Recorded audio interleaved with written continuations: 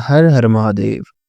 आज मैं आपको शिव महापुराण की एक प्रेरक कथा सुनाने जा रहा हूँ, जो बताती है कि कुसंगति कहाँ ले जाती है और शिव भक्ति कैसे उद्धार कर सकती है।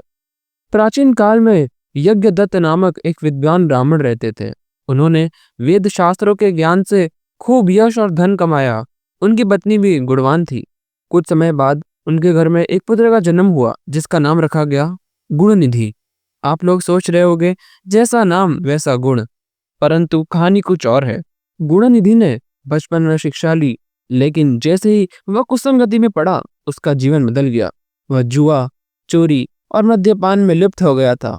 माँ स्नेहवश चुप रहती थी और यही उसकी सबसे बड़ी गलती थी। जब माता पिता बच्चों को रोकते नहीं तो परिणाम बहुत भयानक हो जाता है।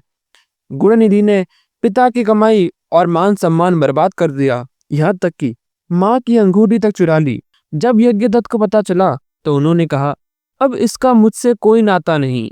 उस दिन गुणनिधि को पहली बार अपनी गलती का एहसास हुआ। वह घर छोड़कर जंगल की ओर भाग गया। भूखा प्यासा रोता हुआ बैठा था। तभी उसने कुछ शिव भक्तों को शिवरात्रि व्रत के लिए जाते देखा। भोजन की खुशबू से उसकी भूख और बढ़ गई।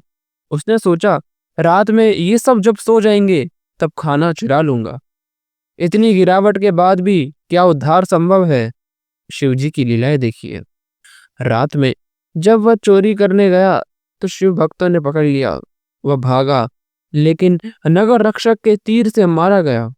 मरने के बाद यमदूत आए, लेकिन तभी भगवान शिव के गढ़ प्रकट हो गए और वह कहने लगे कि भगवान शिव ने कहा है कि इसने मेरी शिवरात्रि का व्रत और जागरण किया है, इसका उद्धार मेरा धर्म है। यमगण कुछ ना कर सके। गुणनिधि को शिवलोक ले जाया गया। वहां भगवान शिव ने उसे आशीर्वाद दिया। अगले जन्म में वह कलिंग देश का राजा बना और फिर आगे चलकर कुबेर बना, जो कि धन के देवता थे। यह हमें सिखाती है कि कुसंगति इंसान को कहां से कहां ले जा सकती है। इसलिए हमें हमेशा संतों का संग करना चाहिए और सत्संग करते रहना चाहिए। सादर जय सिया राम, हर हर महादेव।